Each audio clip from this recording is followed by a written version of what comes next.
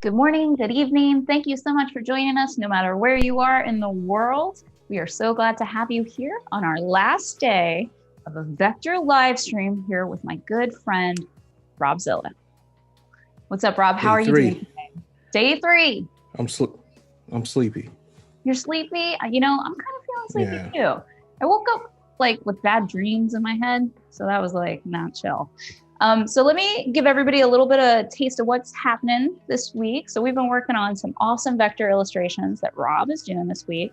I'm Renee Cherry. I am your host. I'm the marketing manager for drawing and painting at Adobe, and I'm going to be here to guide you through the whole process today and share your questions with Rob. So if you're watching on Behance, log in and join us in that chat because we're going to be chatting away. Rob's going to need hella lightning bolts from y'all on this sleepy day. We're going to need hella, okay? Yeah. I'm gonna need that energy today. I'm gonna definitely That's need that right. energy today. So get those lightning emojis ready. Let's get it. Get it ready. So now, Rob, do you want to tell us a little bit about what we did this week and how it went the first 2 days? All right. So this whole thing is a thing of three. So it's a 3-day stream, and we're on day Yep. three, and we're drawing three players from the Miami Dolphins. We're trying to put this together so that it's a coloring page so that the fans can add their different hues to this and have fun with it. And oddly enough, we may have some time today during the stream to add our little color to this stuff too. And I'm going to talk about ways that you can do those different things. I'm excited to So see that. That's yeah, great. day one we went from sketch to inking or line Mhm. work. Um, Day two, we finalized some inking. We set a white background behind each player, Yep. and we started to explore shading by using dots. Now, unfortunately, the dots is not right now. So not So I'm gonna working do my right typical. now. Yeah, it's not. It's cranky. Um, so until it gets itself right, there won't be any dots. But instead, I spoke of like some translucence, like a translucent gray, Ooh. Yeah, we were and talking about setting up the different layers to have different transparency. yeah, and generally, like I have set up now, I use the lasso tool just to map out where I want those shadows to go. Right. And So you draw with the lasso tool all the spots where and I see it. I see them marching ants marching. yeah, and March and Ants is doing a thing, man. And I might not be on those blue lines that I have mapped out for it, but it's okay. You know, Yeah. I'm not going to let those blue lines dictate Nope. how this whole entire thing is going to go. I'm just going to go with the flow. That's right. Now, this is a method that I used to do with the vector brush, Okay. but in doing so, I would have to go around the perimeter of where I wanted to darken in, make sure it's closed, and then in Adobe Draw long press or use a paint bucket to fill in those Right. areas. With this, I kind of like it with the marching ants because um, it's almost like I'm seeing things in the Matrix. The, the binary codes moving up and down and raining, with the marching ants moving around. And also, as far as like showmanship is concerned, Right. um, let's see. Let me go ahead and open up a new layer underneath everything that I need to have it on. All right. And Um, for the people out there watching, this is Adobe Fresco. Adobe Fresco yes. is an app just for drawing and painting. And what's great about it is you can combine vectors and pixel brushes. So all your favorite pixel brushes from Photoshop are going to work. And you're going to be able to do sweet vectors just like Rob on the same canvas right here. Yeah, delicious vectors. Delicious. Um, so I got the default black. That's the same thing that I use for my outlines and my inking. Over here in the layers property, you can access that just by hitting the little EQ symbol over here. It looks like a equalizer symbol. And Yeah. I'm just going to drop this down to 15. I'm only doing one layer of shadows. Typically, an illustration of mine probably have anywhere from 3 to 4 translucent layers.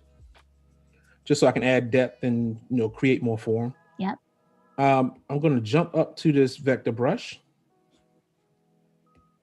and I'm just going to switch that size to full blast. So full 120. Yep. And all I'm gonna do is just simply stroke through. And you start to see everything fall into place. Ooh, it looks so good. In the chat, we got Terrence is back. We've got Wade being our moderator. Thank you so much, Wade. We're glad to have you. Wade. Andre, we got Pisces Illustration, Sean Kosel, John Killamuk is back. Ubicorn Browers is lighting it up. Same with Clever Delin and Paco. We got lightning bolts for days. Oh man, I'm feeling it a little bit. Bit. It's helping us out. It's helping us sleepies out. Yeah, man. I mean, I got a case of the sleepies all the time. So I don't know. Yeah, I feel like you, though. This is looking good. I just want to fill this area in real quick. So, what just happened? Well, we got that on Zoom. In any case, I think there's an opening. Yeah, I think there's an opening in there somewhere. But anyway, let's just grab our little handy lasso tool and basically just beat around the bush, so to speak, and then I can go in here and I can ensure that thing goes where it needs to go. Nice. That was so quick, and it's so impactful to see the shading. Like it was just like, psh, but it looks so good already. Yeah. So what I want to do with y'all today is, I have this player done, and make sure I have their white background complete too. I mean, visible. I also did this guy. Oh, nice. And what I need to do is I need to give him some eyes. I don't want to fully comic book him out, even though that would be kind of fresh too. But no, I don't want to do that right now. I got told off in a critique in college. What? Yeah, like I drew a friend like that, and I gave her the Marvel eyes. I call it the Marvel eyes. And during the critique, this girl just really dug into me about how I just took her soul away from her, and how dare I? Oh, that's probably didn't feel good.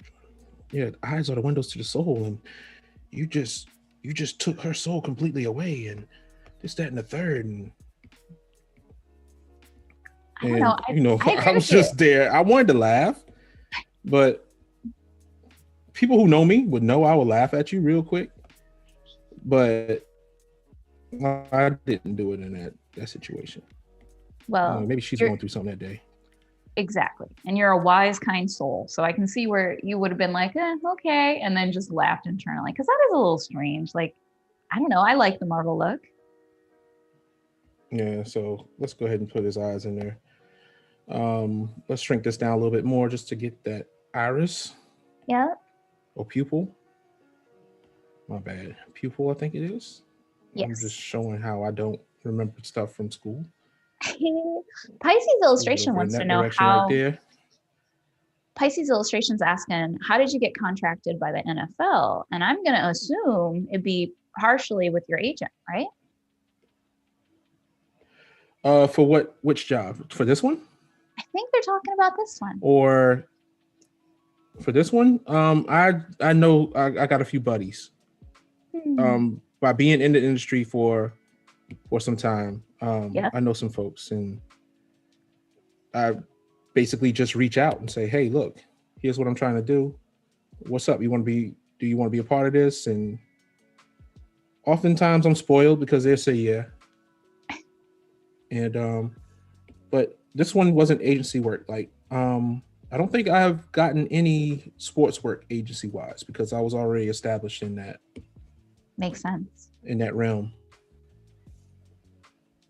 Yeah, you've got a history of it, and they see that. And so they know to come to Rob, right? So this reputation that Rob's built up, definitely huge help there. Wow, look at that eye. That's awesome. Yeah, it's getting there. I'm still a little displeased with it, but I'm gonna live with it. I'm gonna get over myself. I like it. And get over yourself. That was a good advice you gave us on day one. Yeah, get over yourself. That's right. Don't be too precious. I also know that this is not going to be like the main focal point for anything. Totally. Now, real quick, I really don't want to do that whole process over again, so I jumped in my lasso tool. I'm going to select the eyeball, and I'm going to just put the layer property out of there, and I'm going to come over and tap for my layers actions, and I'm just going to duplicate selection.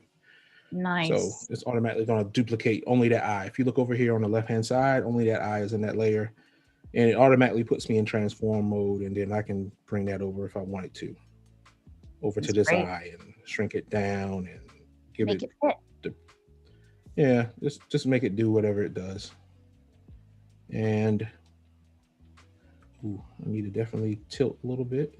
I'm trying to make this work without making him look too lazy over there.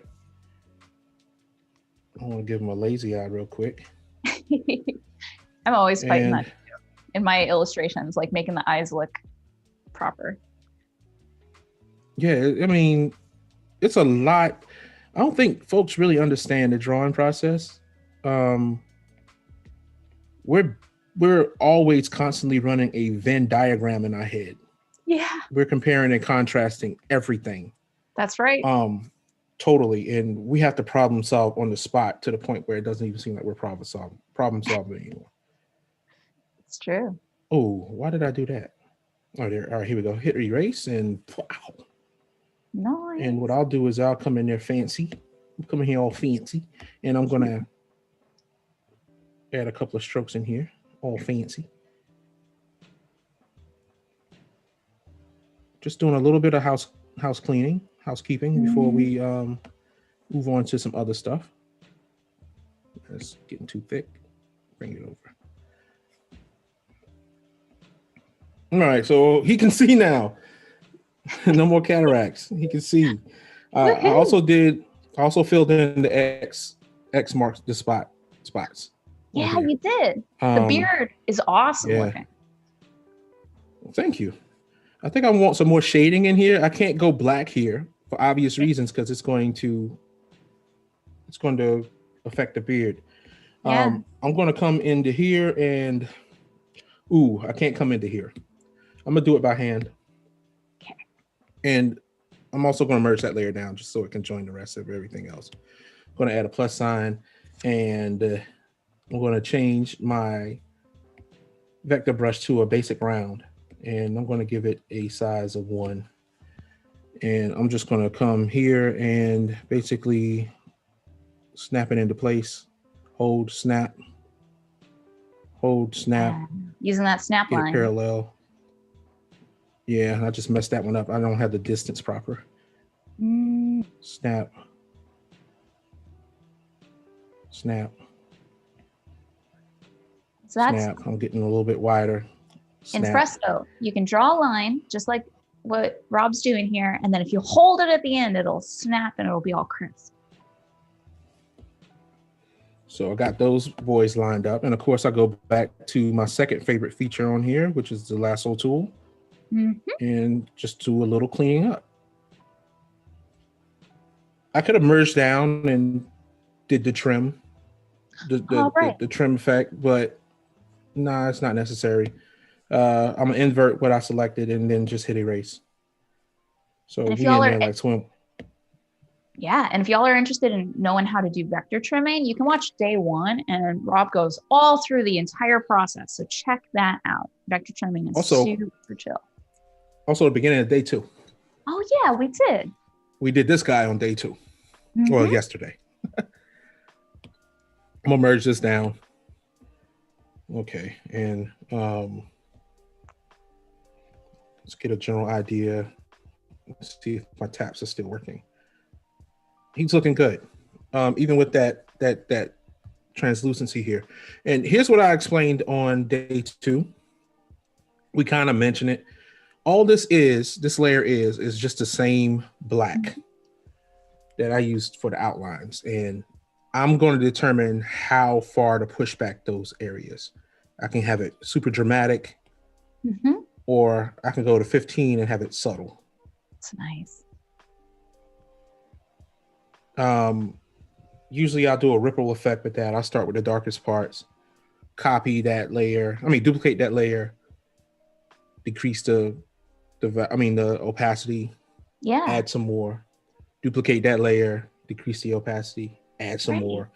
Just work like that. So I'm not constantly drawing back over myself again. What I love about that is you can change it later, right? Because it's kind of like non-destructive coloring, because you could go back and dial it in or out wherever you want.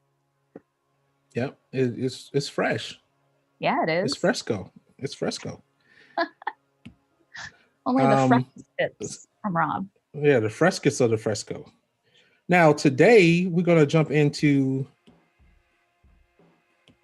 this guy here, and we're gonna be working with him, getting him right. This is number 11, Parker, for the Miami Dolphins, and I'm just gonna be lasso tooling around him and getting these shaded areas just right. Sounds great. All right. So this is going to be a little more exciting than the lasso tooling that I did last time. So you're following your sketch. Those are your blue lines that you're like, okay, I think this is about the shade or shape that I want the shading to be. Yeah. And I'm just free flowing with this. Nice. I'm not sticking to any plans that I have in mind. Playing it by ear, so to speak. Yeah. And that's the whole beauty of it. Now, you could say this has a less of a drawing look to it. But keep in mind, once I have these large blocked out areas done, I can come back in anytime with the vector brush of my choice and just simply add stroke lines to it to bring it into the non area that's covered on this layer. Yep. So I can go from that gray out into the white with some nice, beautiful strokes and stuff. Yeah. Just to get it right. Totally can. How we doing in that chat, folks? You know, it's a little quiet today. I think everybody's feeling sleepy, but it's all very positive. Pisces Illustration says what we said earlier was facts about us being problem solvers as we're drawing. That really hit hard. They like that. Janini Mabara says this is the best. And Pisces again says number 11 looks lit. Yeah, I mean, this is a cool pose. This one spoke to me. It's really cool. And Megan just dropped hella lightning bolts in that chat. I feel it. Zap, zap, zap. I think if I ever start live streaming, I want that effect on my face, how Thor powers up and the lightning comes from out his eyeballs, or the lens of my glasses just start glowing or something like that. That'd be fresh. Anybody know how to do that? Let me know if you know how to do that. You could probably do something with Character Animator.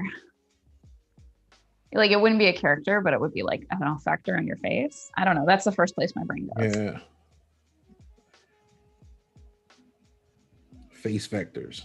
Yeah. Oh my gosh. Face vectors. Vector life. If y'all are just joining us, thank you so much. This is Adobe Live. I am Renee Cherry, and I'm hosting Rob here, who's doing this sweet illustration of number 11 from the Miami Dolphins. And if you got any questions for Rob, drop them in the chat. We're working in Adobe Fresco, which is a free app. You can get it on iPhone, iPad, and Windows. And you can do sweet illustrations in vector and pixels, all on one canvas. That's why we love it.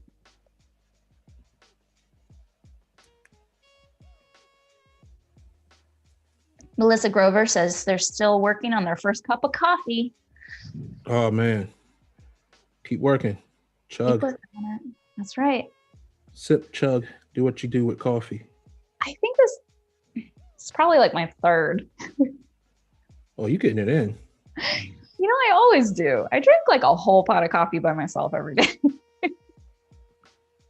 It's not a joke. Like, we got ice and all kind of weirdness going on here in Maryland. So It's tough. I still made my little Starbucks run. Mm. And plus, I wanted to test out, like I mentioned yesterday, I got the Jeep lifted. I wanted to test out the 4-wheel drive in the slush, and it was fun. That is fun. Oh my gosh, my good friend Yulia is in the chat right now. I met Yulia on the internet a million years ago. We used to draw on these boards called oikaki boards. You ever heard of that, Rob? No. So these were like it was like a message board because, back in the old internet days, that's all we had were message boards and like IRC, right? And so it was a special message board that had this app attached that through the web browser, you could draw in the message. So you could have a cute little piece of art and then post your message as well. And that's how Yulia and I met. We were just drawing on this board together, having a good time. And she's like the first foreign person I think I ever made like a deep connection with. I was like, you live in Finland? What is that? What's that like? Yeah, exactly, right? What happened just now? What did happen? George disappeared.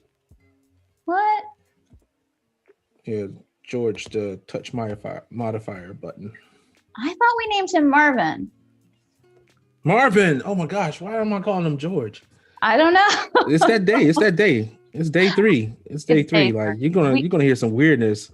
We're feeling sleepy. It's day 3. You're gonna hear that. Now George did join us in the chat. I did see our buddy from the other day who said he couldn't draw because of his job. George Carmona III is here with us. Yeah, so shout out to you, George. Maybe he was on my mind. Yeah. I'm thinking about you, George. We're thinking about you. Cue the heart filters. How do you do it? You do it like over your head or whatever. It's just dancing around. Do little hearts. Cue the heart filter. Mm-hmm.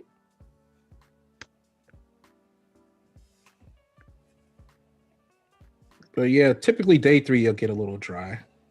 Folks will be like, yeah, catch it on the replay. I don't take it to heart. Totally understand. Yeah. We get it. Yeah. We would catch the replay if we could. You know what I'm saying? That's how we're feeling. I wonder what I'll wake up and be like, I'll catch Rob on the replay. I wonder what he's going to do today. If you had like a clone that you can send out to do your Adobe Live session for you. Yeah, that would be cool. Do a lot of things for me. Go cut the grass, clone.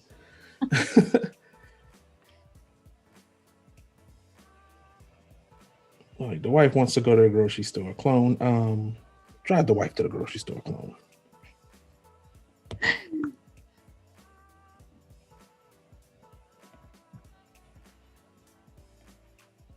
Grabbing my water.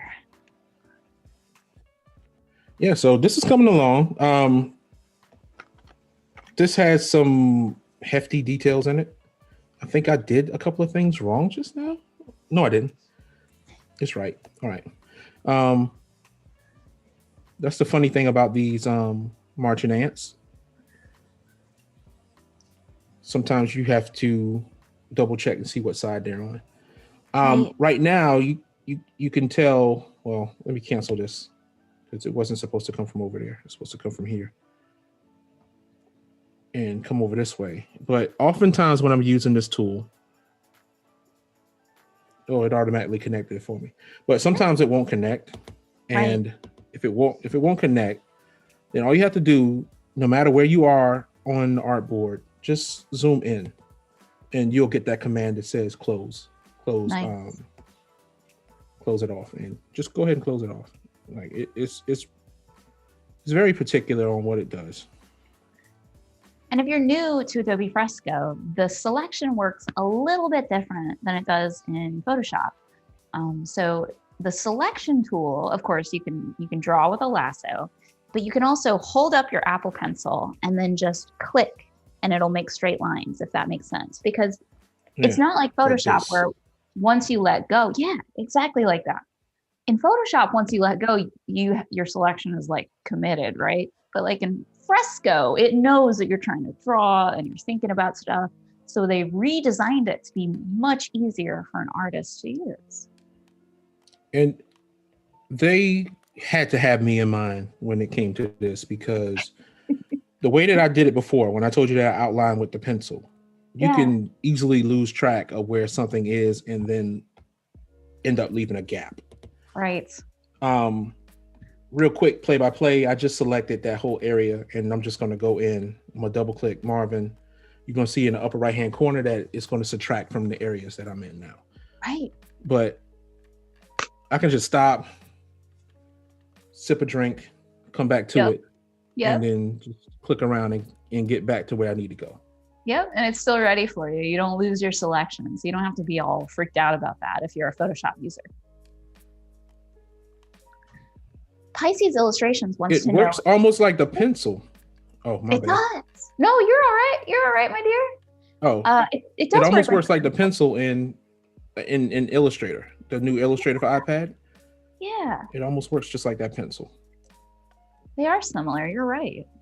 So Pisces Illustrations has a question about if you've got a preference between the iPad or a Wacom Cintiq. Oh, everybody already know this answer. I think I can guess. iPad all day. Yeah. iPad all day. It's just how I roll. Yep. I've been using this thing for a decade now. Since it came out. Yeah, I won my first one on Twitter. Ugh. And I've been rocking with it ever since. Nice. You know, me, I go between both of them. I can't not use my computer without having a Wacom because I have screwed up my wrists so bad from bad habits. Don't be me. Stretch, take breaks, lift weights, take care of your body. So I got to use a Wacom. And, you know, I just switch between them, whatever is the tool that I need at the moment, right? Like if I'm on the couch, I'm probably on my iPad. If I'm at my desk, I'm using my Wacom. I mean, I always wanted one. I've been offered to get one. I just never, I always decline. Like, I'm good for right now. I do want to start working in 3D. Ooh, what? I love this for you. Yeah. And what I want to, I mean, the reason why I want to do that is simply because I'm tired of using photo references. So along with my whole package deal, I create that 3D model. I determine the lighting of that 3D model. I determine the positioning of that 3D model. Wow. Yeah. To base my illustrations on. I love that idea. And that would change the game so much. Yeah, it would. I gotta hook you up with a 3D team here at Adobe because they would probably love your feedback. Who knows? It might be some Zilla arrow happening. Yes. Who knows? Who knows? Clever Devlin says that the iPad's more versatile and portable, and the pen is nice, and Wacom is very expensive. But I do want to counter that because this little guy that I got in my lap, this is the Wacom 1, and it's got a screen on it, and it was only $600. That's not so bad. Wow. Now, I mean, they have some cool stuff. They do. As a matter of fact, Renee, we met through Wacom. We did. Yeah, we met through Wacom. So I already know they got some cool things. It's just like right now where I am. I'm being old and stuck in my ways. I get that, and you get to be that way. I want to learn this. Whippersnappers using that. No. But, you know, get off my lawn. Yeah, that's right. Give me back my iPad. Get off my lawn. Yeah, give me my iPad. I had the pleasure of giving my mother my 2018. And I told her to make sure that you say that it is a iPad Pro. And That's right. man, she would tell you in a second. You'd be like, "Oh, can I see your iPad? This is an iPad Pro." Best respect. She'll have a little Apple Pencil. And she's an educator as well, so she'll be doing her little class stuff. She teaches on the collegiate level. Do a little class stuff with it. But the other week, what was funny was, we got our Apple Watch as well, the Series 6. Nice. So she got the iPad, she got the iPhone, she got the Apple Watch, she got the Apple Pencil, she got, and then she came on and looked over my sister's shoulder and was like, "Where is my AirPods?" I was like, wow. What?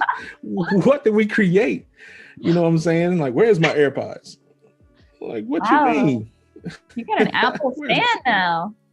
Yeah. Love it. That's so cute. Where's my AirPods? What? I don't like wireless headphones. I know I'm a weirdo. I don't like them. I love the Pros. If I could use them for this stream, I would have them in now. Really? The noise canceling and everything on there is incredible. They don't slip as much as the first AirPods or the second AirPods, but the Pros are pretty cool. Okay, well, I don't know. There's something about a wired connection that just like, I don't know. So he's knocked out. Oh, is he done? Yeah, he's done. Oh, heck yes. It didn't take that long. No, not at all. That was like barely half an hour. Yeah. I put some other stuff in there, and I can go back in and just add more with this technique. Yeah, of course. The way I was trying to show yesterday, you have to undo everything and then edit and then redo the whole process again. Right. Not the entire process, but erasing what you don't want. There's another way it could have been done too, in hindsight, but we're good. Get the brush, put it on blast. We already at 15, and let's get in here a little tighter. Bye properties, and what we're gonna do is just start stroking. Yeah. Oof, love that on his face. And that rim light on his arm, so good. I'm just gonna do TikToks of me doing this. I mean, we'd appreciate it. We need some TikToking. We do. Yeah, I'm trying to figure out what I can use it for. That's almost like a drone. Like I'm an illustrator. I have no reason for a drone. I want a drone so bad, but I have no reason for it. I get that. I can't justify it. All right, so yeah. Now what I'm coming to do is I'm gonna go ahead and hit all my X, mark the spots. Oh so yeah, I jump back into my outline. Yep, and we're gonna see the eye come to life. Nice. Yes. Some more X's.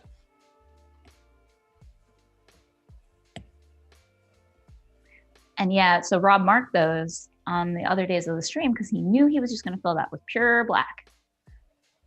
Uh-oh. Let's just take some time. It's thinking about it. Oh, okay. Did we fill a big area? I guess I didn't see that. It may be a leak. No, it wasn't. It's just taking some extra time to process it. Cool. Yeah, you'll see me panic if it took any longer because I've been there before when something like that happened. Mm-hmm. The team's actively working on making that a better experience. So stay tuned, guys. If you're feeling that pain there, they're trying. If you're getting a little lag, yeah, I got a workaround for it. Give me some lightnings and I'll tell you the secret to stopping the paint bucket lag. Y'all in the chat, we're gonna need some lightning bolts so that we can get this pro tip out of RobZilla. Yeah. Mm-hmm. We got Gus in the chat and we got Ferry. Come on, y'all. All right. Let's light it up. Did Gus feel that pain we sent his way yesterday? I don't know if his ears were burning when we were talking about him. Yeah. Well, we got some lightning bolts going on, my friend. We're ready for this pro tip. All right, pro tip. The reason why you're getting a lag 9 times out of 10 it's because you're using a default black. So if that lag ever occurs when you're using a default black, here's how you cure it. Okay. And you're gonna try it and you're gonna be like, wow. Simply go into your color panel right here in the tools and switch over to your HSB slider. Okay. And just slightly increase the brightness. All right. And it'll kick past the lag. Really? Yep. I found out. That's just the way to do it. Yeah. When I did the Spider-Man mural for Insomnia Games for PlayStation 5, I had a serious bout with lag. Ooh. I mean, to the point where it was taking about 2 minutes to fill an area. And I had already had every character marked. There were over, I think I did about 12 different characters on that whole entire mural. Wow. If you want to know what that pain was like. Yeah. That's a lot. So, yeah. I mean, I got through it. I did a lot of cursing. Thank goodness. Or I would simply tap this area, get up, like my bed is right here. Go sit in the bed, play around on my phone, look up just to see if it clicked back on and be like, oh, okay, let's do the next area. Well, and then I discovered, hey.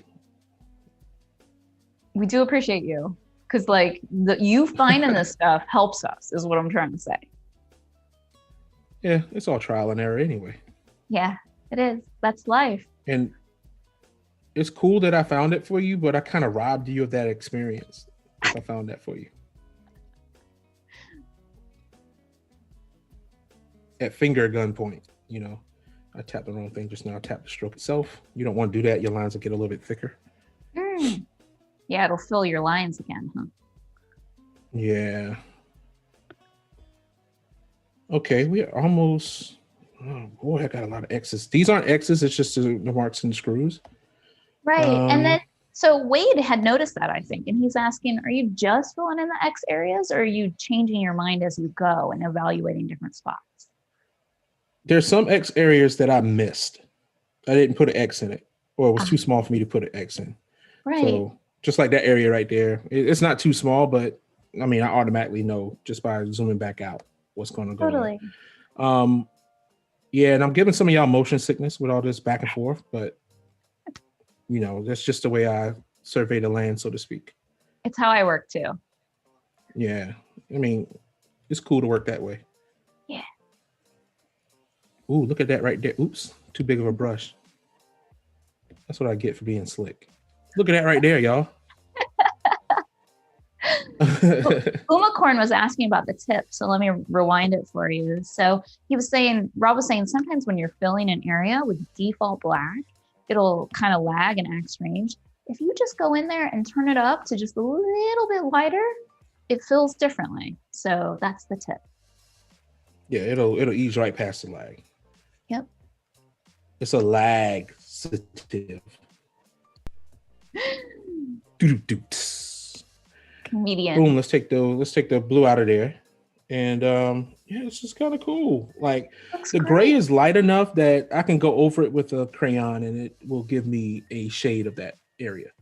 Yeah. Now, just so I can let y'all know exactly why I use the translucencies or why I dilute color or why I emulate washes. Yeah. I mean, in Fresco, I can really emulate a wash because we have the live brushes. Mm-hmm. So if I wanted to have that texture just like a regular wash, I can do that. But I just keep it in the vector family. There's no reason at all. It's just a preference. Mm. But I'm gonna go in here and I'm just gonna select a color at random. Okay. You know, I like this. Looking at y'all, not my iPad. And boom.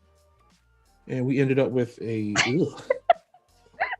baby poop yellow. Oh, it turned to green. My bad. Since we're dealing with the Dolphins, let's just grab something in the orange family real quick. And this is not the Dolphins orange, but the reason why I use these translucencies because I don't have to figure out what my shades are going to be. let's say if his skin was orange and these shadows were just going to create darker oranges, then it's already done for me. Right. And if I want to further push these, we got blend modes in this thing, folks. So I can add a multiply to it, or I can add a darken or darker color, luminosity, all kind of stuff, saturation, all these different blend modes to it in order to get what I want to get. Yeah, and switch it up without having to change any of the pixels. You're just switching the way that it displays the pixels, or user vectors, my bad, just the images on the screen. So that's why I use that. And this is a fine time for me to fine tune my shadows too, just so I can get the right contrast in between the two. So this is like a prehistoric contrast level in color editing. Also, I have the the bucket filled. I don't want this orange in here, but I can use this layer for something else. I got the paint bucket filled in, right? You do. I mean, I got the paint bucket selected on the right. I'm gonna double click Marvin so that the inner circle is done. And I'm going to tap in the section that I filled before. Oops, wrong layer. I'll unselect, hit the X. Make sure I'm on the orange layer, double tap and hit it before, and boom, it disappears. And you do that just by using Marvin. It works using Marvin in the paint bucket. Inner Marvin, not outer Marvin. What it does is it creates a a reverse paint bucket. So instead of filling things in, it'll take away everything that you touch. Marvin's always got your back. So pretty cool. Yeah.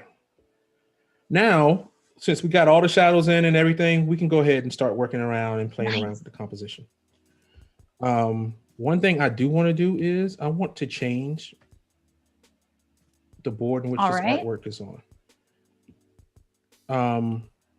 But let's just go ahead and I hit the wrong thing just now. Back up. Or did I? Yeah, I hit the wrong thing just now. All right, here's where I want to be. Yeah, he just jumped all in front of him. How rude. How rude. All right, so these aren't in the order that I want them to be. As a matter of fact, let's bring the kicker to the forefront. So I'll just simply grab that, drag in it your up. layer stack. In my layer stack, and I'm gonna grab this layer group for the guy jumping in the back, and I'm gonna drop him below this guy. I'm going to take the kicker. I'm going to resize him.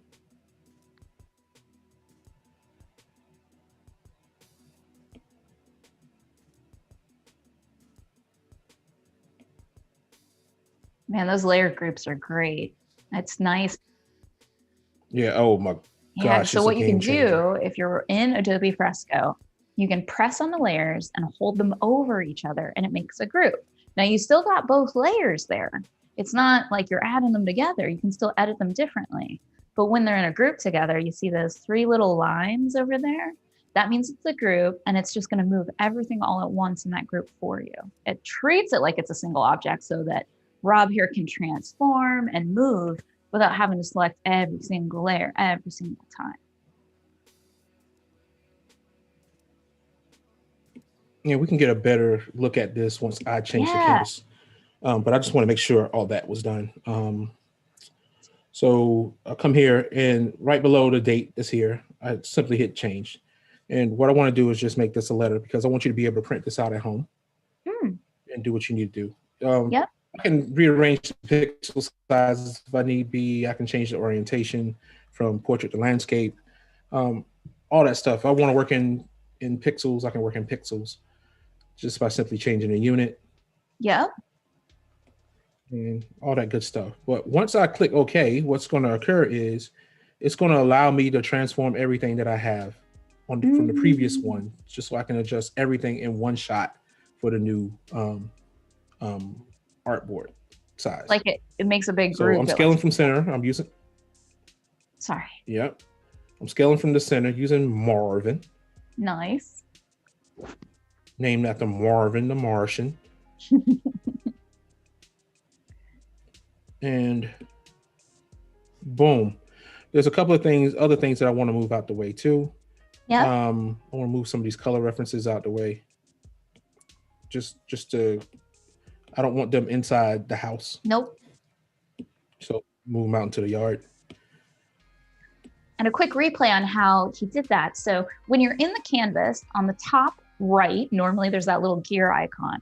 And when you click on that gear icon, you get all these settings. You see that? And then down there where it says 8.5 by 11 inches, there's a little blue change. That's where you do that. You actually get all these options. And what it's going to do is resize your canvas for you. And then allow you to resize whatever was on the previous canvas. Right. It selects it all. Yep.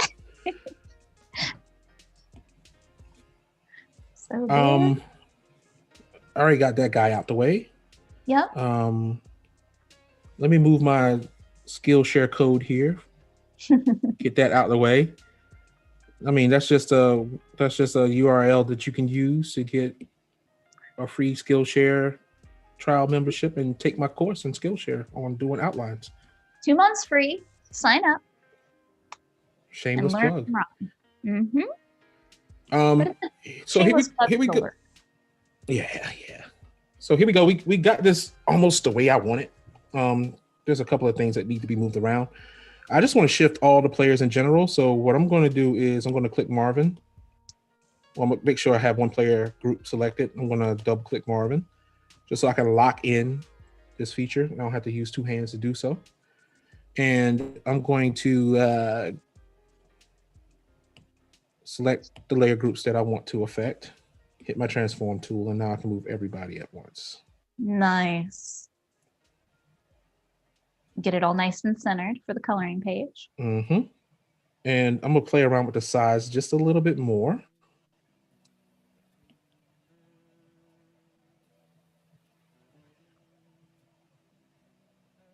Let's bring that in a little bit more. I'd rather be out a little bit than too far. Makes sense. Too far in. Once that's done, I just hit this X above my layers panel. Release everybody. I want to move him over to the left a little bit more.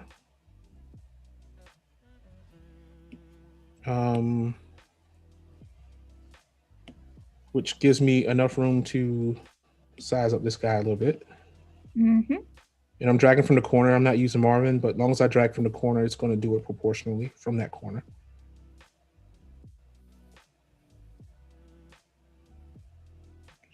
If you use Marvin, it'll scale from the center. That's the pro tip. I don't want this guy to look like he's getting kicked in the crotch.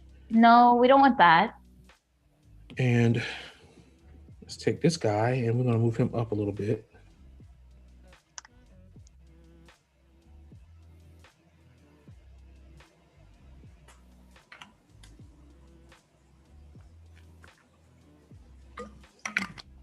Just a tad bit. I'm going to shrink down number 11 a little bit. Mm-hmm. I'm going to do it from the left-hand corner downward. Yep. Just to open up a little void in between him, so everything doesn't look too crunchy. Not all stuck together.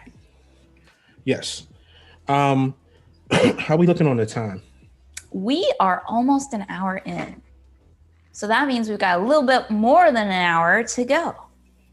Yeah. Which is cool. Number 11 has to go down a little bit. Just so, you know, that kind of runs off the page a little bit more. I like that. I still want my little void spots in there just right. I might have to drop him down more. No. Instead, double tap Marvin. Because I like the way this feels. I just need to bring him down more. Yeah. So why not just bring everybody down more? Well, don't bring everybody down. I just discovered something. The tap gesture on your Apple Pencil doesn't work when Marvin is activated. Oh, interesting. That is a good tip to make sure that the team knows. So you're bringing everybody down a little bit more for the composition. Yeah, just on the page. And this is not the final page. Who knows? I might add a border or something. Or does it not work for the bucket? I'm not sure. I turned mine off because I kept activating it accidentally. Yeah, it happens. Yeah. I don't like that change just now, so I'm gonna undo. I'm just gonna keep it there. I forgot about the other element that we're adding in here. All right, so yeah, we got this done now. Goodbye, skills. Oops, forgot to do that. Let's go ahead and reveal these guys back again. It's a great composition. I love how you've got them all lined up. And it leaves me enough space to put that Miami Dolphins logo. Let's get a layer that I don't have anything on. I can put that Miami Dolphins logo there. You know what I'm saying? Yeah. Instead of having it ride the bottom or something like that. Or I can add a border on here. Oh yeah. But it leaves enough space for that. So we're almost to the point where we can go ahead and play around with coloring. We're almost there. I'll keep that orange selected, and I'm gonna do something totally out of character. Totally out of character? Are we ready for this? Totally out of character. Let me ask you this, and anybody in the chat can answer this as well. What's a pixel brush that kind of gives me a dry paint effect with like some of the voids and the gaps in the stroke that you use? So Rob, does anybody have a favorite pixel brush that's got sort of like a crispy, gappy? Now I already know one, but I'm trying to let the chat do it. I'm like trying to hold myself back. Like, no, Renee, this is for the people, not for you. So out there in the chat, why don't you drop in your favorite pixel brush that's got sort of a crispy edge, you know, like that rough look. Yeah. Let's see what the people rough look. I need like the little gaps and all that stuff. Yeah, like a dry brush.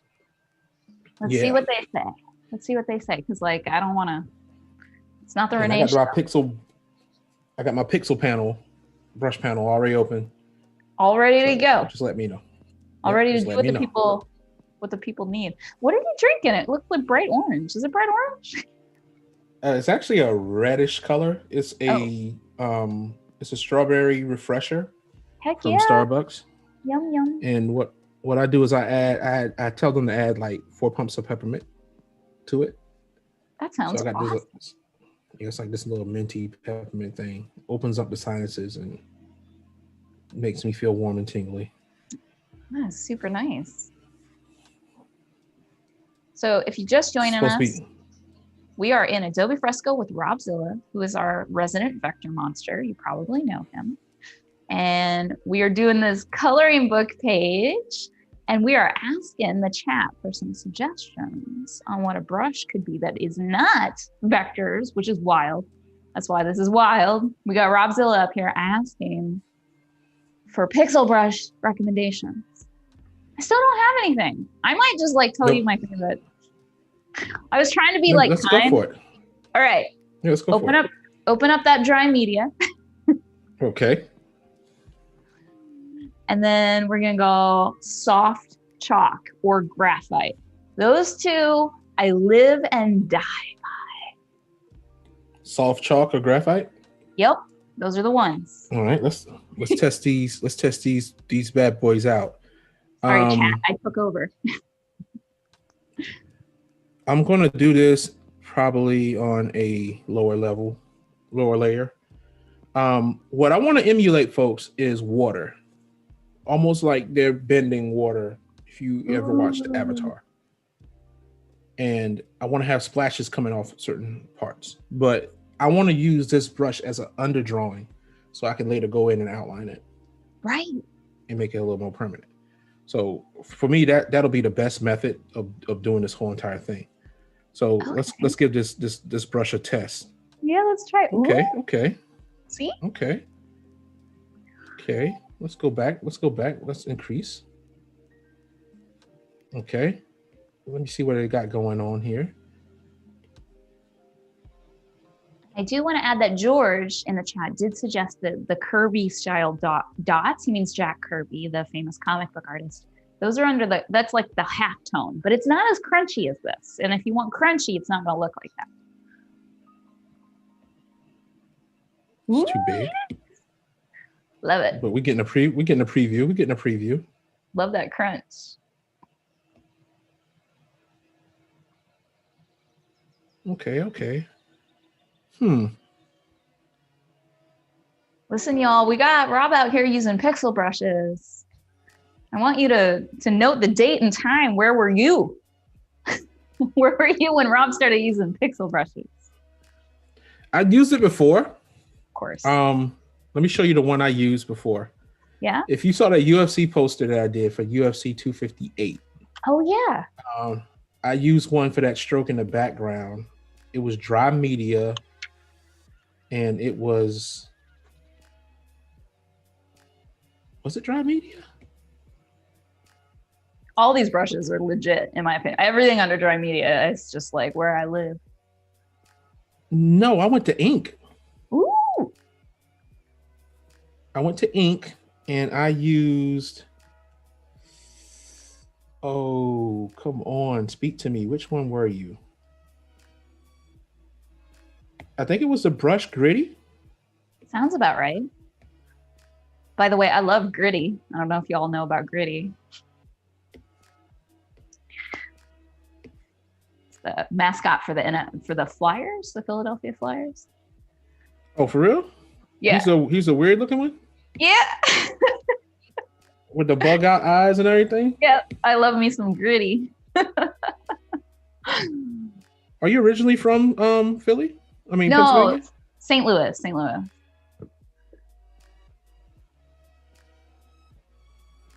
Ooh, Wade says that. This one. Wade says that the Conte crayon with added spacing and really big gets you kind of crunchy.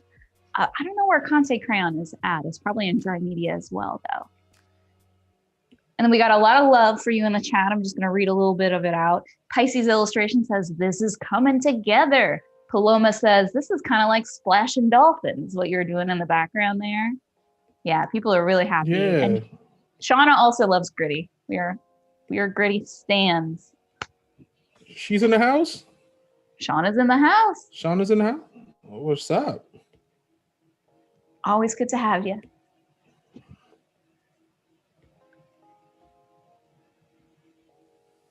That's too thin. You gotta increase the pressure. Ooh, that's okay, nice. okay. That's nice.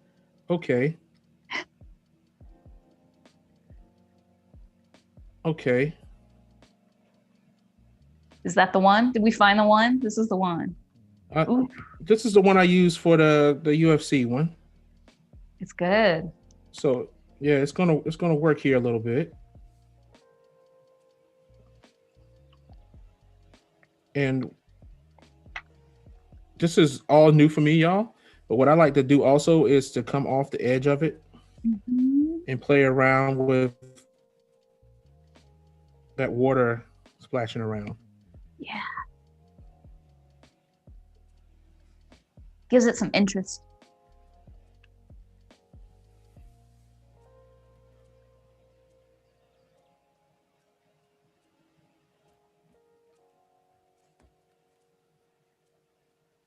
That's so cool looking.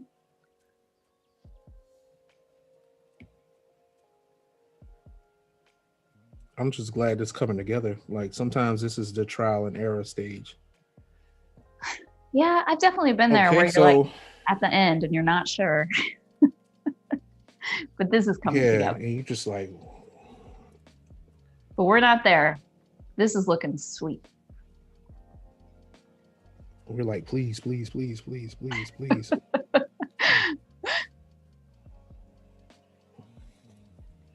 I'll buy you that train you always wanted. Making bargains with the devil, the art devil. All right, we're good. Yeah. Now we're gonna draw the stroke in, and then I'm gonna play around with what's supposed to be in front of what. But what I want to do now is I just want to get that stroke in. So I'm going to tap one of the players. I'm going to double tap Marvin, and I'm going to select the rest of the players, and I'm just going to hide them. Okay. Splashes aren't absolutely perfect, but this is an opportunity for me to refine that up a little bit. Yeah, absolutely. And what I did was, oh my gosh, that was accident. But look what happens. Marvin selected, and that brush becomes an eraser of that brush. Oh, and you can get it even more crispy. Yeah. I love that. And that's actually one of my very favorite features, is being able to erase the same brush you're using. So keep that in mind. You're in Fresco, which you should be because it's free and you should be using it. Yeah. And you got a pixel brush. If you select the touch modifier, which we're calling Marvin because we love him. He's got a name now. His name is Marvin, his unofficial name. Then it'll start erasing with that same shape and texture of that pixel brush. And that's what's happening for Rob when he touches it here. And this is just the underdrawing. So we're going to light box it. We're going to drop the opacity down. Nice. And we're going to jump back to my favorite thing, which is vector. Heck yeah. And I want the stroke to be bold, but not too bold. So I'm gonna go, I did everything else in a 5-4. I'm gonna go to 6. All right. And we got a question while you're doing this. Jessica T is back. I'd like to thank you, Jessica, for coming back for day 3. Rob, she wants to know how you knew you wanted to do illustration as a career, which is, I think, an excellent question. That's a dope question. Would she be surprised if I didn't know? I wouldn't be surprised because I know how that feels. Like I said before, I was a teacher. Yeah. And I actually wanted to be a graphic designer. I was going to be the best graphic designer, in fact. I have my master's and my MFA. Yeah. In graphic communications. And I wanted to work for Design Army. I wanted to work with Poom. Oh, yeah. And everybody at Design Army. And, you know, I just wanted to be the MVP of Design Army. Shout outs to Poom and Design Army. So cool. We're actually cool too. Like, I get to run into her at all these conferences and what have you. Yeah. And she'll give me that talk like, Rob, you got to take better care of yourself. You look tired. Like, I always look tired, Poom. But the illustration thing, I was always drawing, but I could never figure out how my art was going to make money. Right. But the iPad came out, and one day I downloaded Sketchbook from Autodesk. And on Instagram, I just decided to post up a drawing instead of all the high contrast pictures that's at the bottom, the basement level of my Instagram. And I started getting more likes and stuff. And I was like, wow, this is pretty cool. And from there, I wasn't afraid to share my work. And folks was like, hey, can you do this for me? Or I got a project that'd be perfect for your style. And I was saying to myself, I got a style. And, you know, all this other stuff. So I started at that point to define what certain things were. Yeah. A style is just the way that you're comfortable creating. Right. And yeah, it's your voice. You know what I'm saying? Like, if you think of all the classic soul singers, you got Aretha Franklin. You know, a lot of people can sing a song similar to Aretha Franklin, but you can't sing it like Aretha Franklin. Not in her voice. Yeah, and the same thing applies to art. If you look at art the same way, you have a visual voice. And if you're out here, and a lot of folks, they get started, it's always recommended that you mimic somebody. I want you to think different when it comes to that. And not saying that I'm a purist or I think that there's something wrong with it, but I just want to give you an alternative way of thinking about it. Don't necessarily mimic someone's style, but look at it. Because remember, we're constantly comparing ourselves Always whenever we draw, or we're constantly comparing one thing to the next. doing Look that at the work. way that they create and find out what elements in their way of creating could enhance the way that you do what you do. Yeah. So you're not trying to take the whole cake. You're just getting a little bit of icing on your finger, so to speak. And with that said, if you do that with multiple sources, you have something unique and different now. Yep. If you go to multiple sources and do that. And it's your voice. It's your voice. And it doesn't have to necessarily be visual. It can be habit forming. Yeah. Oh, this person posts on Instagram this many times, or this person posts like Rob does on Instagram using a triptych. Yeah. But just those simple things, and it can go a whole different way for you. It can change the way that you do everything.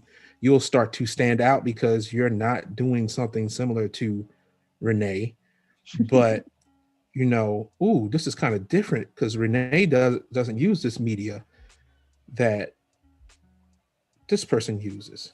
Yeah. It's totally true. Holly says, this is awesome advice, Rob. Really great.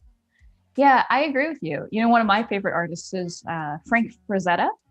Mm-hmm. And one thing that I love that he does is he almost does a vectory sort of thing with his, even though it's washes of watercolor or gouache, he does these big blocked out areas of shadow and light, just like very graphic on top of rendering. But sometimes he just lets it just disappear. He doesn't even bother. He just has these big shapes like what you do. And that's what inspires me, is to try and replicate that, but in my own way, just like you're describing.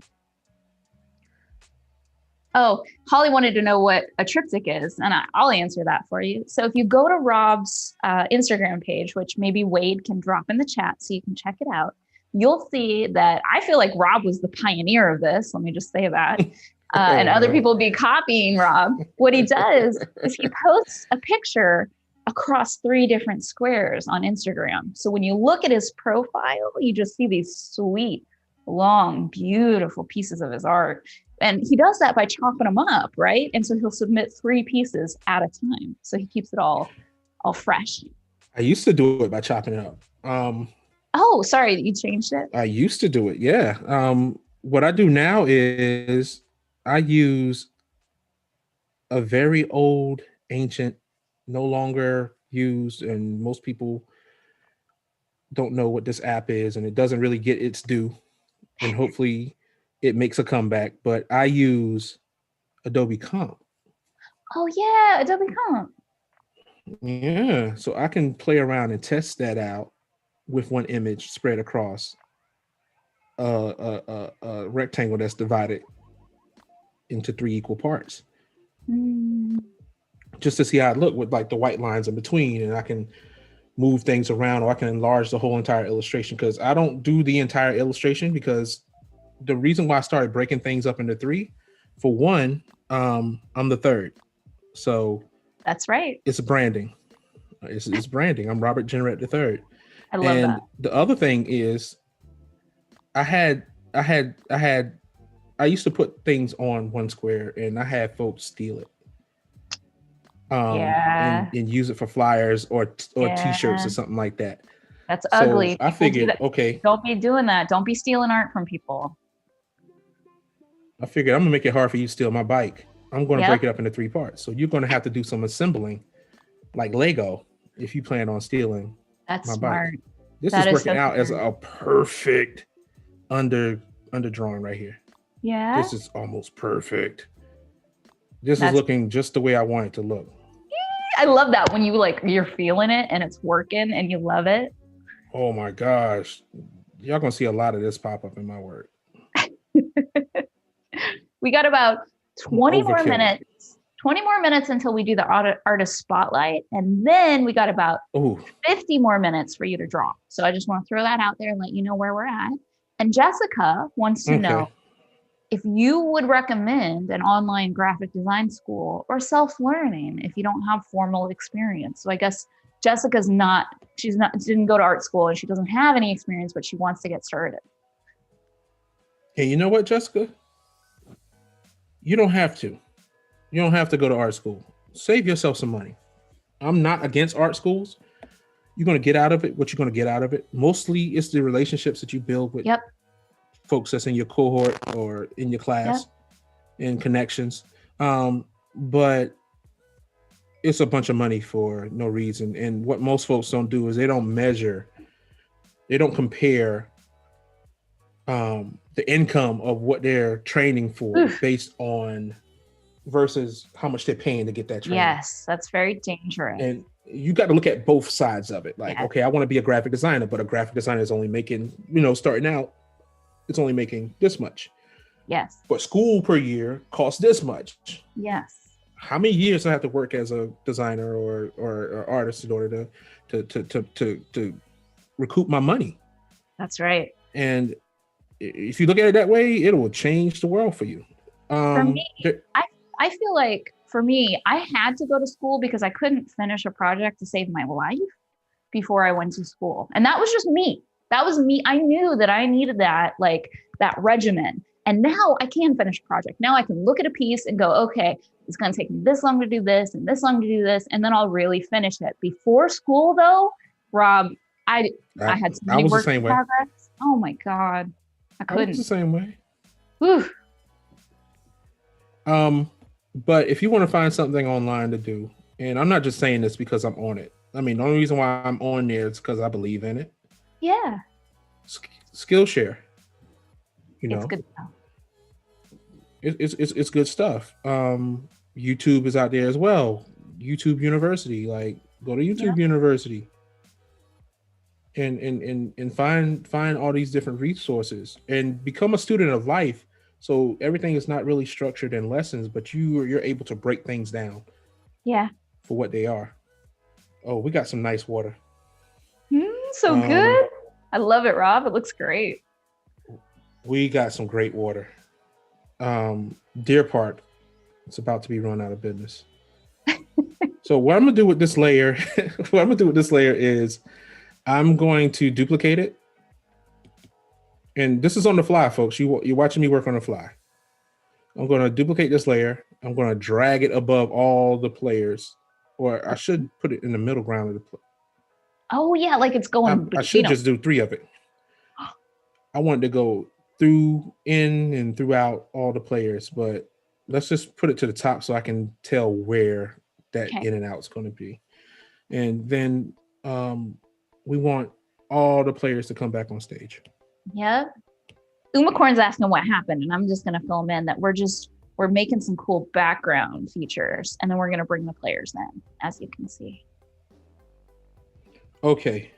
The guy at the top, he doesn't need anything in front of him, but I may just do some strokes that come in front of like his arm or off his shoulder, but merge into the other stuff. So I can drop this down below him. Okay. Well, the guy at the top, the guy in the middle. This is working perfect with look how that stroke comes off of his foot in the back. Yes, I see it. I see it, dude. Oh my God. I kind of want this water to splash around in front of number 11. Yeah, just a little bit maybe. Yeah, and as a matter of fact, I can draw on this layer. Yep. Because I'm on it. Let's go ahead and have this do this. So we got some voids of foreground and background. Just like that.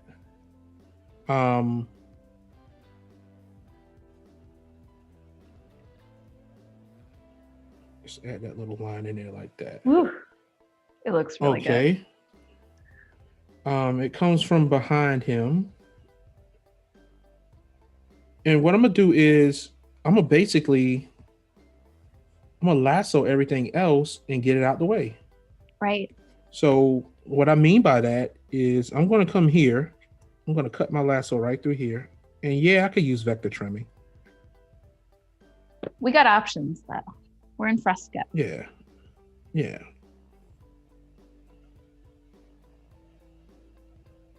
Jessica's wondering if you can recommend any specific YouTubers. So maybe you can think about that while you lassoing. Do you have anybody? Yeah, there's so many. It's hard. I know. Yeah. If I'm watching somebody, the unique thing that I watch now is comic book artists, and that's on Twitch. So some of my favorite comic creators on Twitch is Will Sliney. That's Sliney. He's a Marvel comic artist.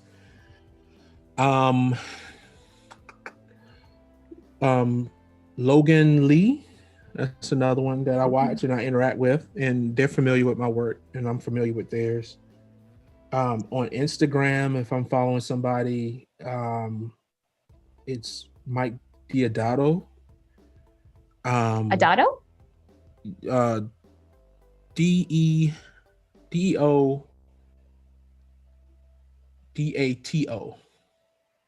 is his last name. His hatch work is like beautiful, he does the inks and send it off for somebody else to color. I'm looking for more colorists to follow too. Yeah, that's a good idea. I'm just curious of how they do what they do, you know? Yeah. Del Maya is back. Would like to say hey. Hey, sis. Thanks for joining. Terrence as well is still hanging out with us. Stone in here, Dale. And yeah, just folks like that. I don't have anything too specific. My gut says, Jessica, whatever you want to make, that's who you need to follow. And I don't know who that is because it's going to be personal for you. So like if you want to worry about being a graphic designer, or you want to learn how to do typefaces, or you want to learn how to do comics, that, you know, you're going to have to find the kind of people that you want to be and then figure out how you can learn from them.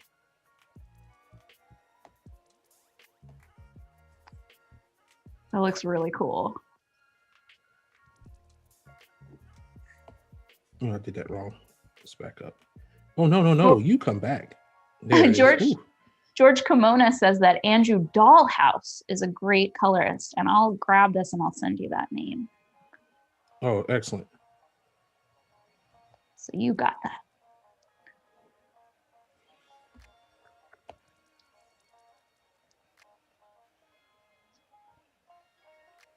Your niece is hanging out with your sister and says, "Hi, Uncle Bobby." Yeah, I'm Grumpy Pants to her. Oh, Grumpy Pants. That's Uncle Grumpy Pants to you, young lady. Everybody's trying to stay warm out there on the East Coast. Please be warm. Get your blanket. Get your hot cocoa. All y'all in the South as well, stay warm. I have a weighted blanket, and I didn't intend on getting one for Christmas, but my family gave me one, and that's been my best friend right now. Nice.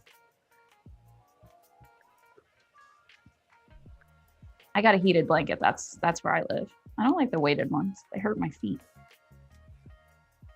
It just feels like a hug. Yeah, too much though. Too much hugging. It's like a hug from your uncle or something. Oh no, they go Uncle Hug.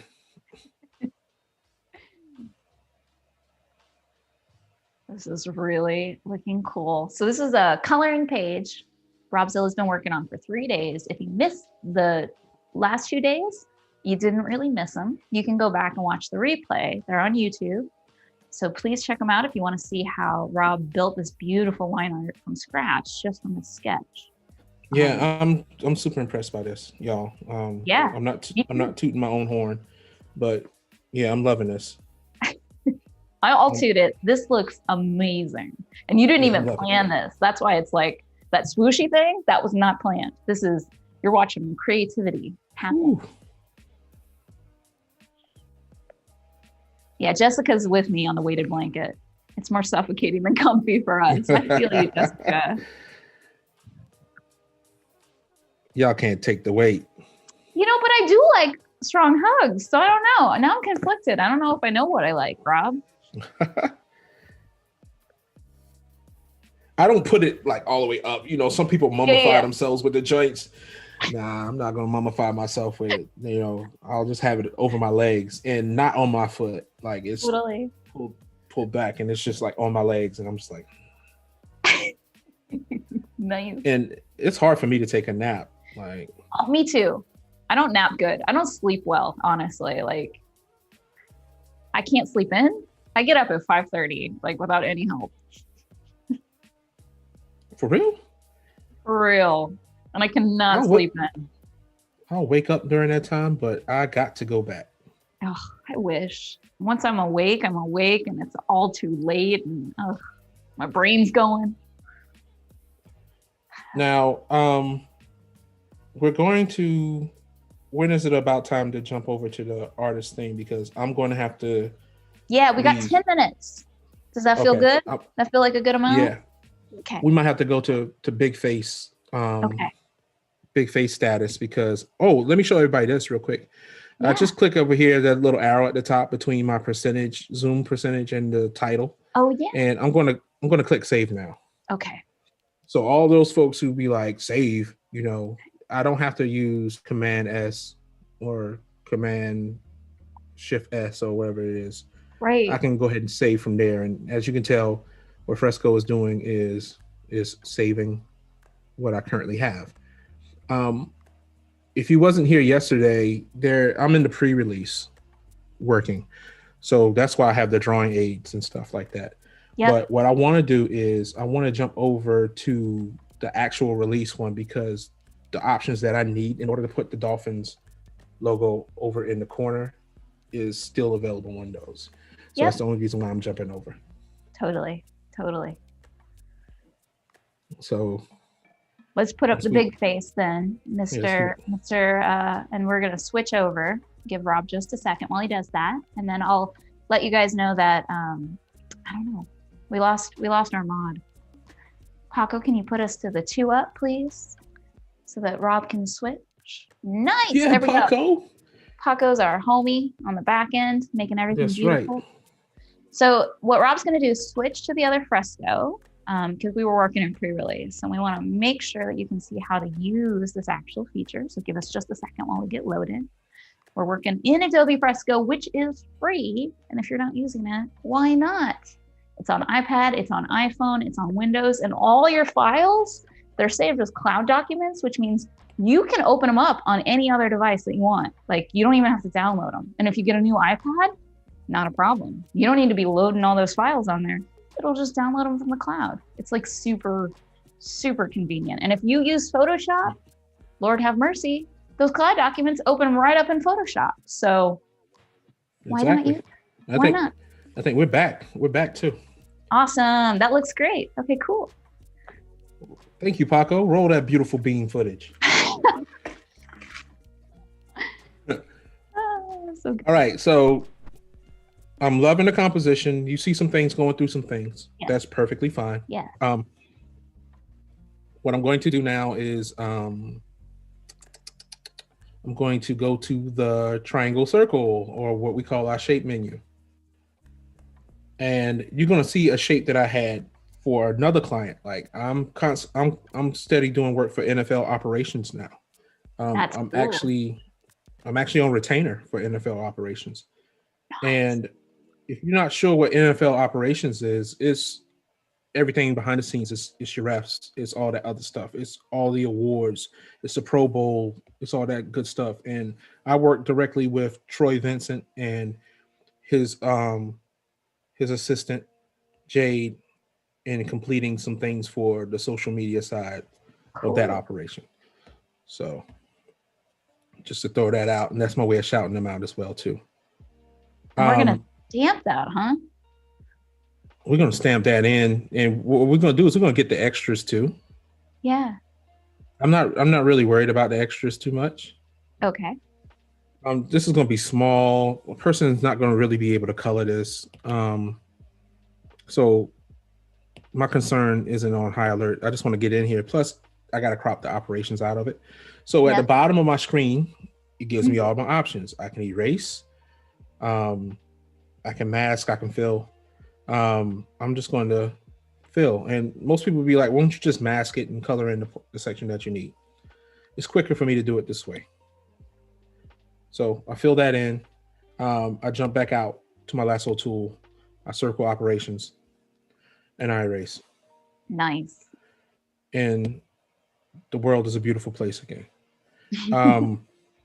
What I'm also going to do is I'm going to duplicate that layer because I don't feel like going and stamp this whole thing again. No. I'm going to grab this using the move tool or transform tool. And I'm just going to bring it up here. Nice. You don't even have section. to do it again. You just grab it, duplicate that layer. Yeah. And I want to squish it. Squish it. Got to get it that perspective. Yeah. It's going to fight me a little bit on it. I think we're almost there. And this is how I handle logos. And if you wasn't here for day 1 or day 2, what I mentioned was I use Adobe Capture in order to get all these logos and stuff. Adobe Capture is a super cool tool. And if you haven't used it yet, you definitely should just try it out. It uses your camera on your phone or your iPad to capture all sorts of things. So not just can you capture awesome shapes like this that do come over as vector shapes, you can capture colors, you can capture fonts, you can do so many materials if you're doing 3D, and it's free, and it attaches to your Adobe ID. So when you open Fresco, all your stuff is going to show up. And that's why when you see Rob's panel open up with the shapes panel, he's got all these shapes because he's already been saving them and using them forever. I've been using all of these tools since each of these tools had their own individual apps. Yeah, they used to be their own apps. Yeah, what happened, they Voltron them together. And shout out to Ren and Hep and that team for the wonderful work they've done with that. Huge shout out. Thank you, Ren and Hep, for your hard work. And everybody else in between. That's right. That's right. Just in case I'm forgetting somebody. Let me jump down to my outlines now because this right here bothers me just a little bit. We got about 2 more minutes before I'm going to show off an artist, just so you know. Okay. And that's just enough time for us to get that Miami Dolphins logo up in the corner. Sounds good. Oh, that looks so good. This is dope. Yeah, it is. And I know y'all want to color it. I do. I want it on. I'm going to color this. I'm going to pull it over to... So yeah, that's the shapes panel that we were talking about. Make sure I get this just right because I don't want any problems. Nope. It has to be a specific way. Yeah. We talked about that earlier. You have to be gentle and careful with people's logos and their colors and their brands. It's very important. They may have me switch this back up on the when they release it. It's not a problem. They may want the name instead. I already have it ready. So Phil. Nice. Oh no, I don't want to put it there. It's associated with a player. Undo. Hop out. Open up a brand new layer and let's fill that bad boy in.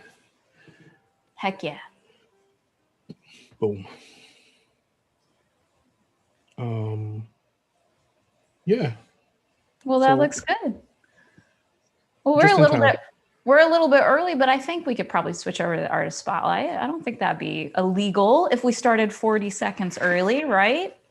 Let me see if I can go ahead and start sharing what I'm looking at over here. Give me just a moment. Okay, I have hit share. There we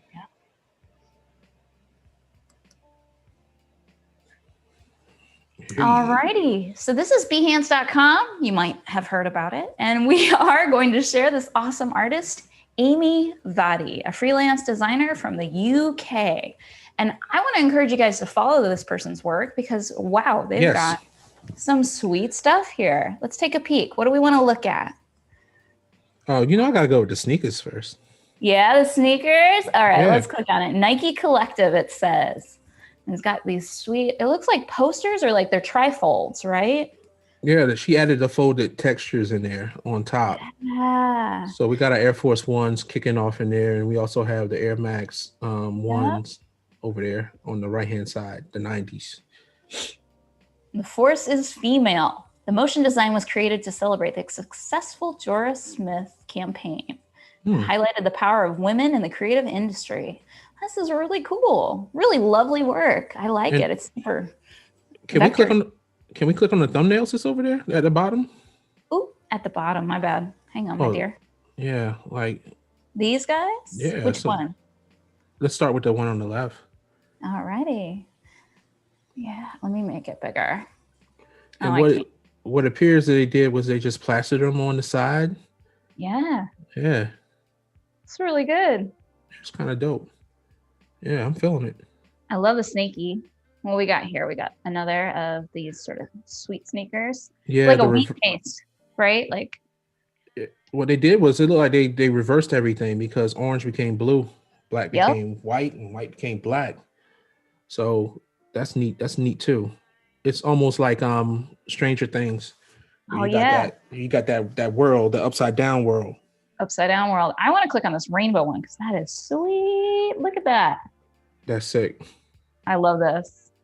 There's an artist named Andy Blank who draw these sneakers, but he does a continuous line drawing using only one line. Oh, right. They don't lift their pen, right? Yeah. And this kind of reminds me of Andy's drawings without actually being Andy's drawings. You know what I'm saying? I'm not saying that she's a clone or nothing. Understood. Yeah, it's reminiscent of that. Yeah, because we're always comparing. We're always comparing. These are really great. Let's see what else Amy's got. Your pick. Okay. What did I see down here that I wanted to click on? I think it was this one. This one was really kind of fun. Self-reflective project about colorism. So it's like the skin tones, and then you got like a tag on your skin tone talking about how to handle with care. Wow. Yeah. And it looks like it's a little bit about like taking care of your skin because you're perfect the way you are, and which is true. You should take care of yourself. Colorism is true prejudice that exists in this world, and it's not okay. So this is a beautiful piece. Yeah, this is basically colorism is, if you're not familiar with it, is it's like racism within one race. Yeah.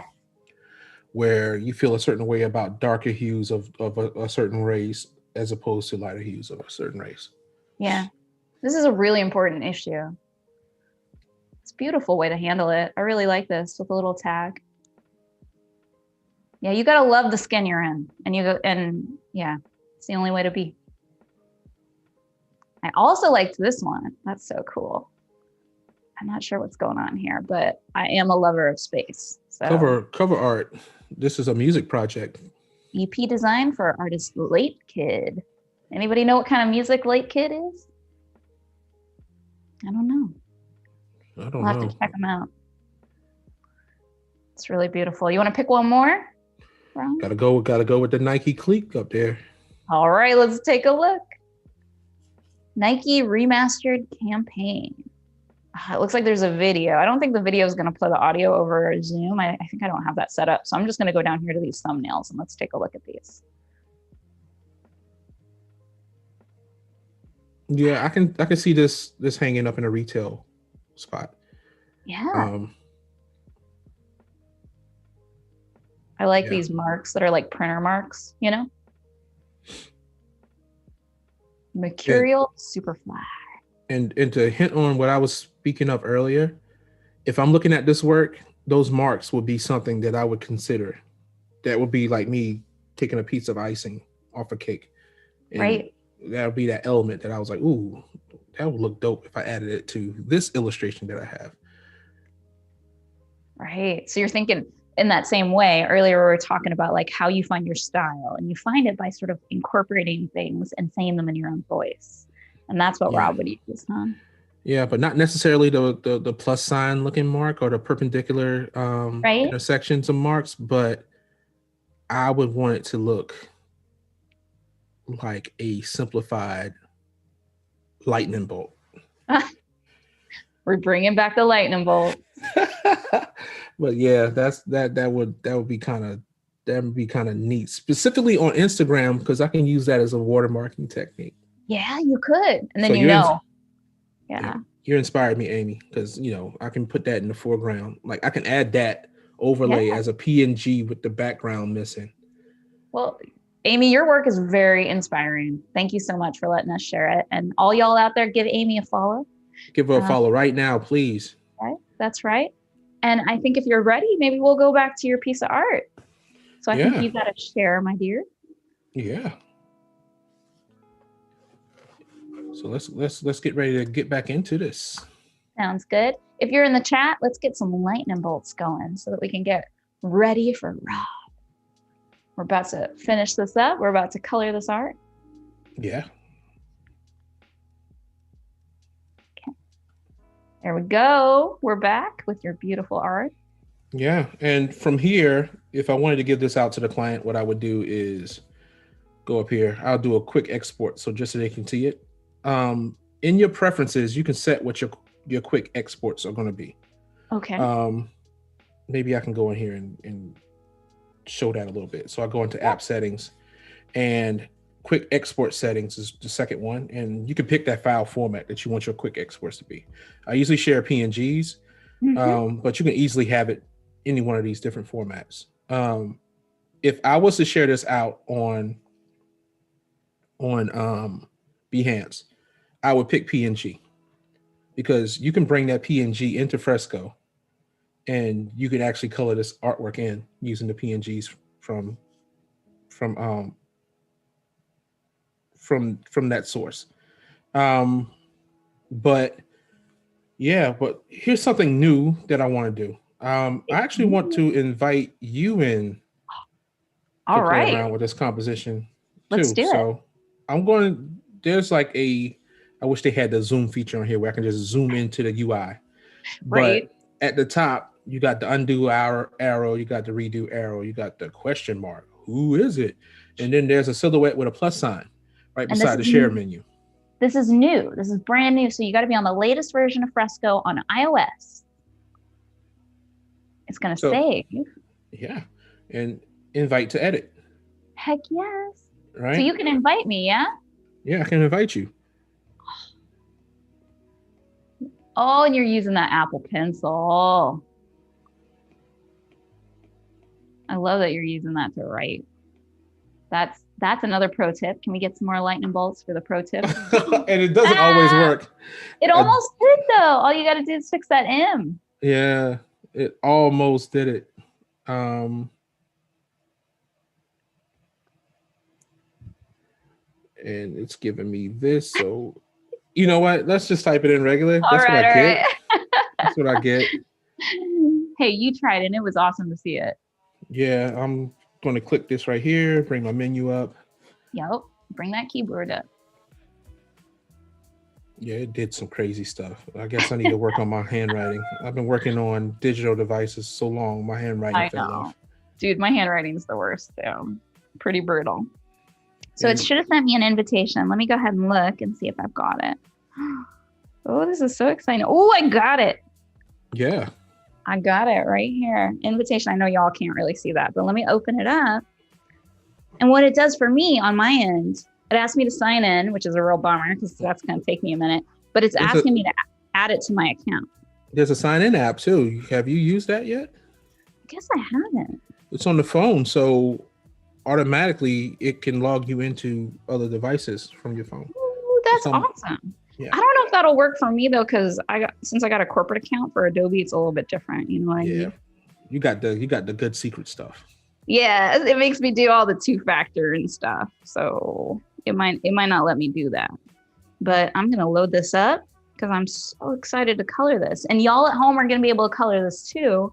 because we're going to put it up on under the info. From what I remember, that was part of the plan, to give it out to people so y'all can color it. Let me log in here, and after I deliver this to the client, then I'll be glad to send this out to you. Of course. Oh yeah. So what it does is it opens me up into my work and it shows me the art. I know y'all can't even really see, but I'm seeing Rob's stuff right here, and I can hit open, and it's going to open it right in Adobe Fresco for me. Now this is new. This is my first time sharing it like this or invite to share.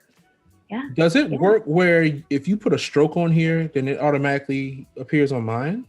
No. So mine's a new copy.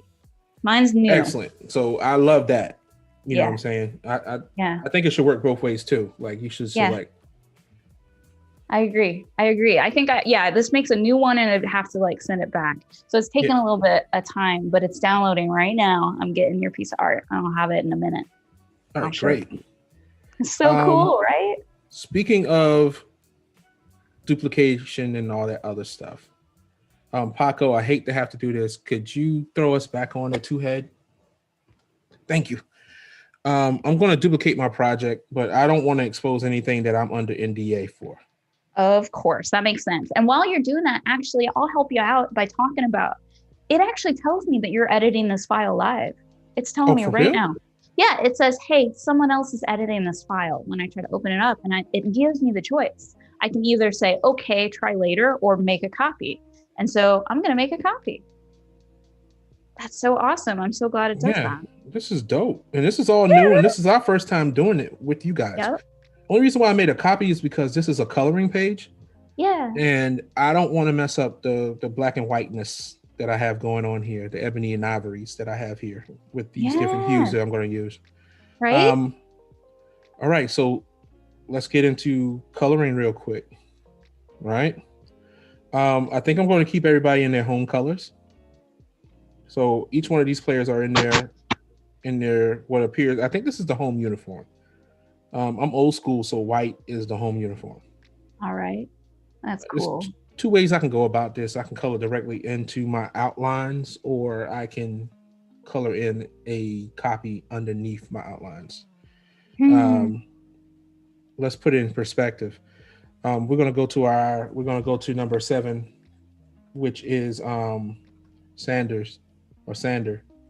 which is a kicker, and we're gonna work on his stuff. So I'm gonna double click into that layer group. Right. Remember how I added the painstaking task of adding that white background to him? I do remember. And I refer to it as being an ounce of prevention. This is that layer right there that I have selected in blue right here. Okay. I'm going to duplicate that layer just for fun. Right. There could be something else I can do with that layer later. And what I'm going to do is I'm going to grab old lasso, right? Old lasso tool. And what I'm going to do is I'm going to select his skin color.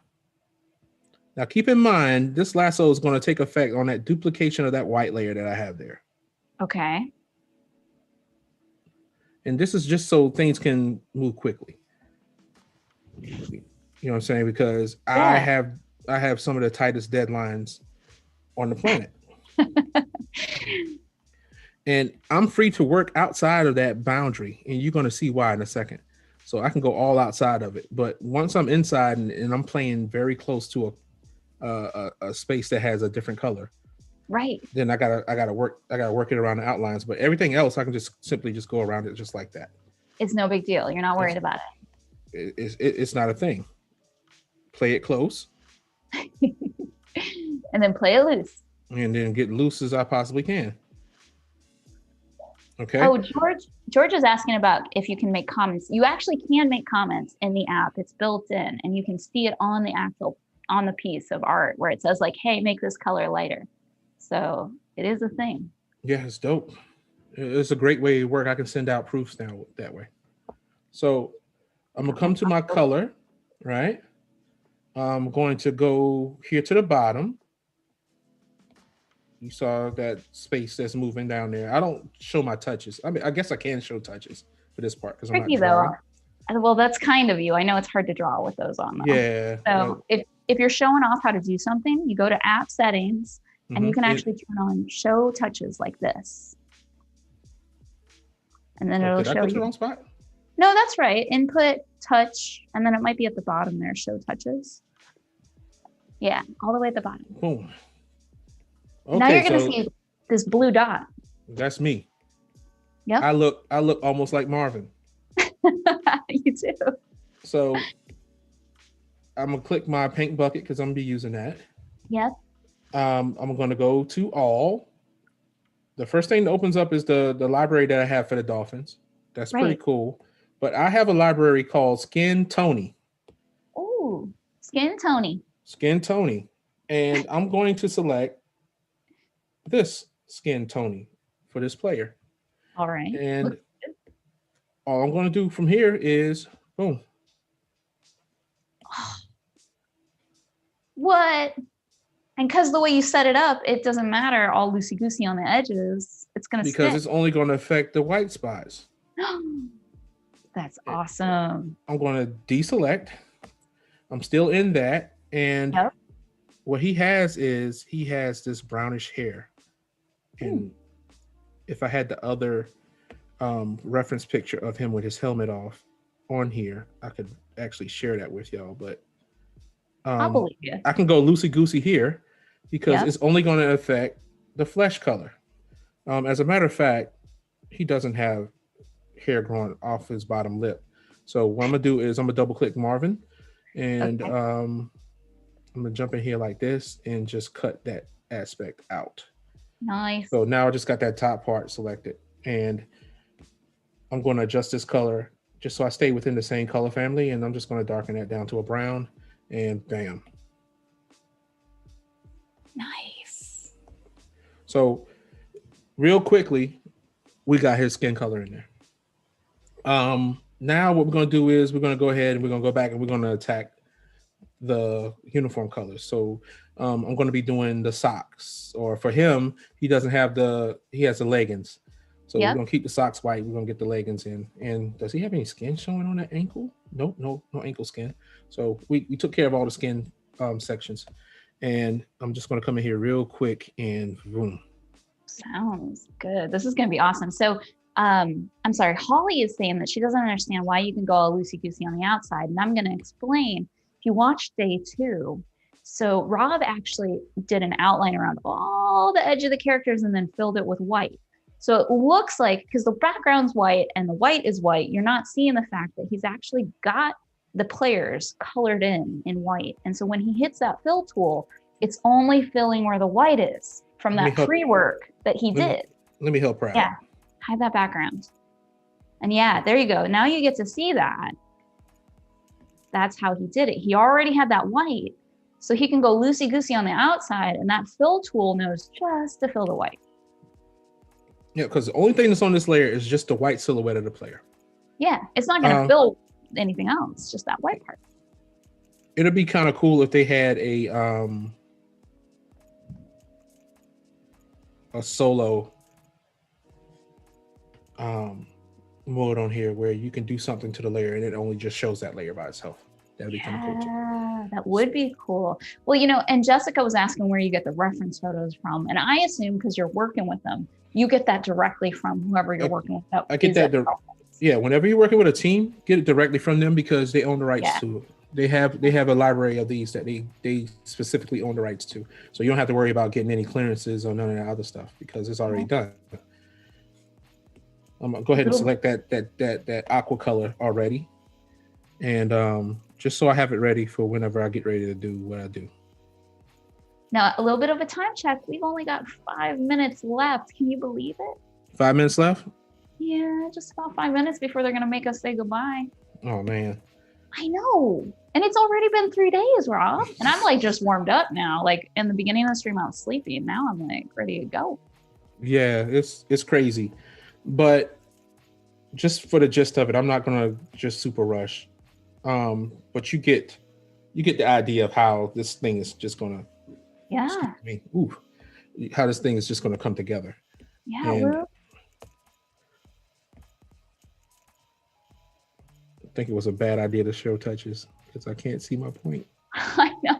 It's nice to be able to see it on this side though. So just know that you're helping us out by letting us see where you're going. And Yeah. I know that you're just filling that in. It's hard to draw though with it on. Yeah, I'm a bus driver with navigation on, but I'm running off the road.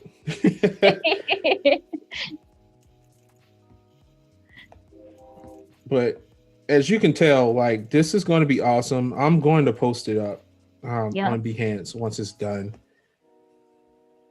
Yeah, don't forget to follow Rob on Behance so you can keep track of all the sweet stuff he's doing. So we focused on creating the color page, but all the work that went into creating the color page, just keep in mind, that's just the basic steps that I use whenever I create illustrations professionally. Right. So it's a great way to introduce it to you guys. Of course, coloring is going to be the last stage of it. Yeah. And I'm going to try to accurately do the tap tap. You got a lot of fans in the chat when I said that we were almost about to go. Everybody's like, bring Rob back. I could watch him all day. Here's what you do. At Gus Martin and say, bring RobZilla back. That's right. Do it right now and use a lightning bolt so that he knows that it's legit. Just use 1 to 3 lightning bolts with bring RobZilla back.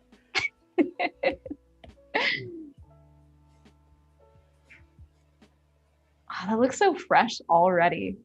Yeah, let's get a little bit of orange in here, just so folks know. Okay. Sounds good. Let's see what's orange. Oh, and the orange is going to be rather simple. I'm going to deselect, especially over here, because I already got the aqua there. I can go loosey-goosey. Well, it's not even doing this thing. I thought I was drawing the whole time. It's because of that touch shortcut or the show touches. Yeah, man. Oh my gosh. Please make this translucent. I know, right? So it's selecting everything around it. So I can come in here with that orange, that Miami orange, and boom. Oh, you know, it's super rough, but when I zoom out, you start to see it, and it's beautiful. I can even though it's a stamp, I can come in here, and that's why I put it on a separate layer, and I can select portions of the helmet and make it what it needs to be just automatically. Right. And these things don't require an outline. I thought I tapped it. Oh, deselect. Whew. Boom. Boom. Ooh. Go back. Boom. Go back. Boom. That looks back. So good. And you use that darker hue, and that looks sick. Boom. And that's legit. If you're a Miami Dolphins fan, like you should really be feeling this right now, because. Well, I don't know about Miami Dolphins fans, but we got hella RobZilla fans and hella lightning bolts yelling at Gus Martin saying, "This is legit. Bring Rob back." That's what I'm seeing in the chat. Yes. Got about 3 minutes before we're gonna have to say goodbye to everybody. Oh, but you're doing great. Yeah. But it's not goodbye forever, because we're gonna bring you back. Yeah. The crowd is doing their thing. Mm-hmm. The people demand. Let's look at the color, the type that's on the chest. It is mainly aqua with the orange, the bottom part, orange highlights. So let's take care of the highlights first. Deselect. Boom. Boom. I love how you do this. It looks so good. Boom. Boom. Boom. And for me, it helps me meet my deadlines. Imagine having to draw these logos over and over and over again. I learned my lesson when I did a project for NASCAR. Their fire suits have, in your words, hella logos on the joint. Hey, I'm from the Bay. That looks so good. Wow. So this is dope. If you were working in the PNG, What you would do is you would have that PNG as your top layer. Yeah. You would create a new layer and you'll automatically drag it down below. Okay. Go back to that line work, which is a PNG layer, and select multiply. And you can simply color underneath the whole entire thing. So it's in your layer, your blend modes, you select multiply, and then you can color underneath. And you know what? That's our last pro tip. I squeezed it in. He got it for you. So let's get some lightning bolts because it's time to say goodbye to Rob. Oh my gosh, this has been an awesome 3 days. We started from a sketch, we went to line art, and then we got a whole coloring page. Please check the replay if you missed it. Huge thank you to you, RobZilla, for kicking butt in Adobe Fresco. Thank you all. I love you. There go my lightning bolt right there. Thank you, Rob, and we'll see you next time. Now, well, don't go away. There's more here on Adobe Live. I believe there's a creative replay after us, and we got other stuff all day long. So don't stay right where you are. There's more learning to be had. But we're going to go. Bye.